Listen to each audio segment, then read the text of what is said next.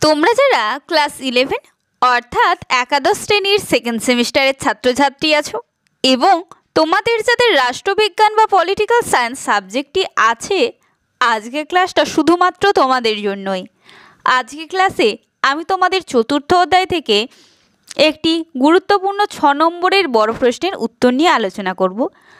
আজকের ক্লাসে আমি যে প্রশ্নটি আলোচনা করছি সে প্রশ্নটি এবং তার উত্তরটি তোমরা দেখে নাও, আমি আলোচনা করে দিচ্ছি।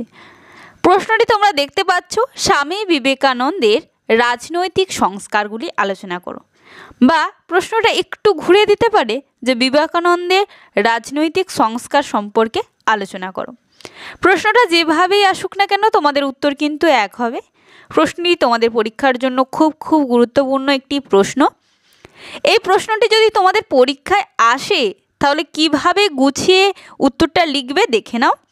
খুব সহজ সরলভাবে নোটসটি রেডি করা হয়েছে যাতে তোমাদের পড়তে বা বুঝতে কোনো অসুবিধা না হয়।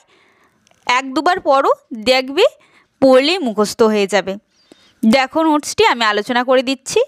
উত্তর: স্বামী বিবেকানন্দ ছিলেন ঊনবিংশ শতাব্দীর শেষ ভাগে এক উজ্জ্বল নক্ষত্র, যিনি শুধু ধর্মীয় ও আধ্যাত্মিক জগতেই নন, তৎকালীন ভারতীয় সমাজের রাজনৈতিক চিন্তাধারাতেও গভীর প্রভাব ফেলেছিলেন।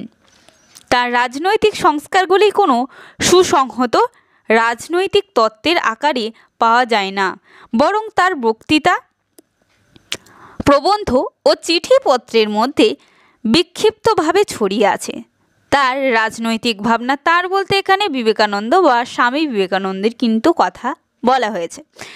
স্বামী বিবেকানন্দের রাজনৈতিক ভাবনাকে কয়েকটি প্রধান ক্ষেত্রে আলোচনা করা যেতে পারে। নিম্নে দেখানো হচ্ছে, পয়েন্ট আকারে তোমরা দেখে নাও। প্রথম পয়েন্ট রয়েছে 1 বা ক নম্বর পয়েন্ট: জাতীয়তাবাদ ও জাতীয় ঐক্যের পুনরুদ্ধার। বিবেকানন্দ এমন এক সময়ে আবির্ভূত হন যখন ভারত পরাধীনতার শৃঙ্খলে আবদ্ধ এবং জাতি, ধর্ম, বর্ণ নির্বিশেষে এক গভীর সংকটের মধ্যে নিমজ্জিত।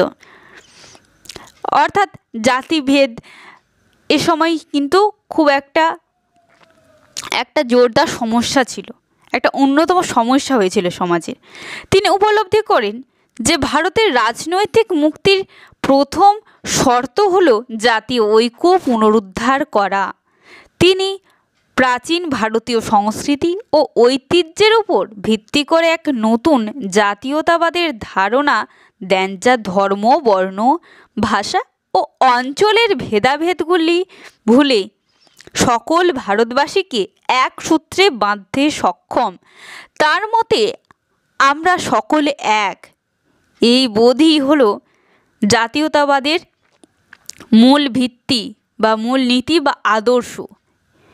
আমরা সকলে এক, এটি হচ্ছে জাতীয়তাবাদের প্রধান আদর্শ। এটি বিবেকানন্দের মতে, অর্থাৎ বিবেকানন্দ বলেছিলেন।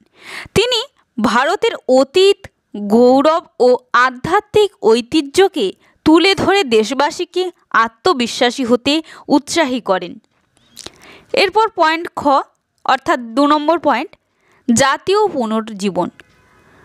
বিবেকানন্দ শুধু রাজনৈতিক স্বাধীনতা চাননি, তিনি চেয়েছিলেন এক শক্তিশালী ও আত্মনির্ভরশীল ভারত। তার কাছে জাতীয় পুনর্জীবন এক ব্যাপক ধারণা, যার মধ্যে অর্থনৈতিক, সামাজিক, সাংস্কৃতিক ও আধ্যাত্মিক উন্নতি অত্যন্ত গুরুত্বপূর্ণ বা অন্তর্ভুক্ত ছিল। তিনি পাশ্চাত্য থেকে বিজ্ঞান ও প্রযুক্তি গ্রহণের পাশাপাশি ভারতীয় আধ্যাত্মিকতাকে অক্ষুণ্ণ রাখার কথা বলেন। তিনি বিশ্বাস করতেন যে একমাত্র আধ্যাত্মিকতার মাধ্যমেই ভারত তার হৃত গৌরব ফিরে আনতে পারে বা ফিরে পেতে পারে। এরপর 3 নম্বর পয়েন্ট, অর্থাৎ গ নম্বর পয়েন্ট: জনজাগরণের বাণী। বিবেকানন্দ ছিলেন জনগণের কণ্ঠস্বর। তিনি সমাজের দুর্বল ও নিপীড়িত শ্রেণীর প্রতি সহানুভূতিশীল ছিলেন। তিনি বিশ্বাস করতেন যে দেশের উন্নতি তখনই সম্ভব যখন সমাজের সর্বস্তরের মানুষের উন্নতি হবে। তিনি তার বিখ্যাত উক্তি জীবে প্রেম করে যেই জন সেই জন সেবিছে ঈশ্বর, এর মাধ্যমে তিনি মানব সেবার এক নতুন আদর্শ স্থাপন করেন। তিনি যুব সমাজকে দেশের কাজে আত্মনিয়োগের করার আহ্বান জানান। তার এই জনজাগরণের বাণী দেশের যুব সমাজকে নতুন পথে চালিত করে। এরপর পয়েন্ট ঘ, আদর্শ রাষ্ট্রের স্বপ্ন। বিবেকানন্দ কোনো বিশেষ রাজনৈতিক পদ্ধতির কথা বলেননি, কিন্তু তিনি এমন এক আদর্শ রাষ্ট্রের স্বপ্ন দেখেছিলেন যেখানে সকলের সমান অধিকার থাকবে, যেখানে ধর্ম, বর্ণ, লিঙ্গ নির্বিশেষে সকলের উন্নতি সম্ভব হবে। তিনি চেয়েছিলেন এমন এক সমাজ যেখানে দরিদ্র ও দুর্বলদের সেবা করা হবে এবং যেখানে জ্ঞান ও বিজ্ঞানের চর্চা অবাধ হবে। তার আদর্শ রাষ্ট্রে আধ্যাত্মিকতা ও বস্তুবাদের এক সুন্দর সমন্বয় থাকবে। এরপর পরবর্তী পয়েন্ট, রাজনীতিতে ধর্মের প্রভাব। বিবেকানন্দ ধর্মকে রাজনীতির ঊর্ধ্বে স্থান দিয়েছিলেন। তার মতে ধর্ম হলো মানুষের জীবনের মূল ভিত্তি। তিনি চেয়েছিলেন রাজনীতি যেন ধর্মের দ্বারা পরিচালিত হয়, কিন্তু ধর্ম যেন রাজনীতির হাতিয়ার না হয়। তিনি ধর্মের সর্বজনীন মূল্যবোধ যেমন প্রেম, সেবা, ত্যাগ ও সত্যের উপর জোর দেন, যা রাজনীতিকে শুদ্ধ করতে পারে। এরপর 4 নম্বর পয়েন্ট, আধ্যাত্মিক মানবতাবাদ। এই পয়েন্টের ব্যাখ্যাটা বুঝে নাও। বিবেকানন্দের রাজনৈতিক চিন্তার মূল ভিত্তি হল তার আধ্যাত্মিক মানবতাবাদ। তিনি বিশ্বাস করতেন যে প্রতিটি মানুষের মধ্যেই অনন্ত সম্ভাবনা আছে, অর্থাৎ প্রত্যেকটা মানুষের মধ্যে কিন্তু নানান সৃষ্টির সম্ভার রয়েছে। মানুষের সেবা করাই হলো ঈশ্বরের সেবা, অর্থাৎ ঈশ্বরকে সেবা করার দরকার নেই। ঈশ্বরের সেবা হচ্ছে মানুষের সেবা, অর্থাৎ মানুষের সেবা যত্ন করাই কি ঈশ্বরের সেবা। মানুষে মানুষের সম্প্রীতিবোধের গড়ে তোলা, ভিত্তি স্থাপন করা। তার এই মানবতাবাদী দর্শন দেশের রাজনৈতিক ও সামাজিক চিন্তাধারাকে গভীরভাবে প্রভাবিত করে। এর পরবর্তী দেখতে পাচ্ছ তোমাদের একটি নোটসের শেষে উপসংহার বা মূল্যায়ন লিখতে হয়।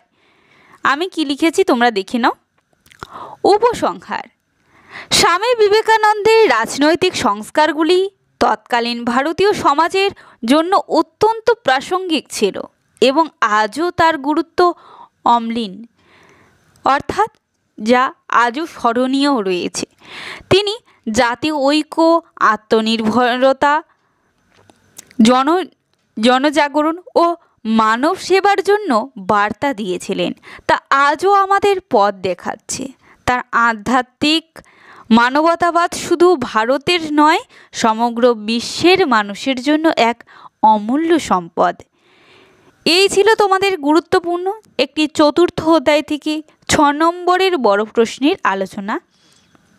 ভালো লাগলে অতি অবশ্যই একটি লাইক করো, শেয়ার করো বন্ধুবান্ধবদের, কারণ তারাও যাতে এই ভালোভাবে নোটসটি পড়ে পাশ করতে পারে, একটা ভালো নাম্বার পেতে পারে। কারণ নোটসের কোয়ালিটি যথেষ্ট ভালো, তোমরা দেখতে পাচ্ছ খুব সহজ সরলভাবে লেখা রয়েছে, যাতে তোমাদের 2-1 বার পড়লেই মুখস্থ হয়ে যায় খুব সহজ সরল ভাষায়। সেই কারণে আমি লেখার চেষ্টা করি যাতে তোমরা একটু পড়ে বুঝতে পারো। আর অতি অবশ্যই একটি লাইক কমেন্ট করো, কারণ তোমাদের একটা লাইক, একটা কমেন্ট আমাকে আরও অনুপ্রেরণা যোগায় তোমাদের জন্য আরও বেশি কাজ করতে। আজকের ক্লাসটা এই পর্যন্তই।